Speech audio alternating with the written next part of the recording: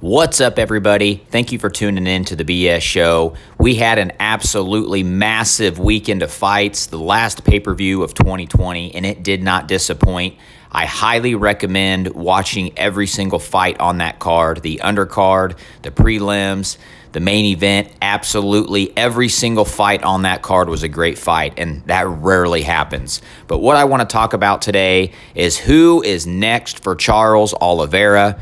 Oh my gosh, guys, if you didn't see that fight, you got to watch it. I have never seen Tony Ferguson dominated both on the feet and on the ground the way Charles Oliveira did. We saw Tony Ferguson get pieced up, standing up by Justin Gaethje, and then this fight, you know, Charles Oliveira just destroyed him, absolutely destroyed him. He controlled him on the ground. Tony Ferguson couldn't even get up. He had 3 submissions attempts against Tony Ferguson.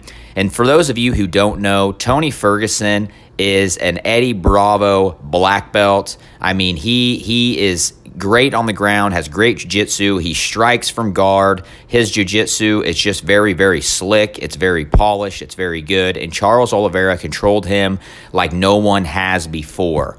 So Charles Oliveira is on an absolute tear. He's 30-8 now in his MMA career, and he pretty much has said he wants a championship fight at the lightweight division. So it looks like we are going to have to wait and see, number 1, what happens with Khabib. Number 2, what happens with Dustin Poirier and Conor McGregor. Those are the only fights that make sense for Charles Oliveira at this point. So if we look at some of the fight statistics for this fight, Charles Oliveira led the total strikes 86-26. He led the significant strikes 41-19. He was 3 for 3 on his takedowns, and he had 3 submission attempts. There was a couple times he landed some very awesome moves. He had an armbar, which I and everyone else in the world doesn't know how Tony Ferguson got out of, or didn't tap, rather.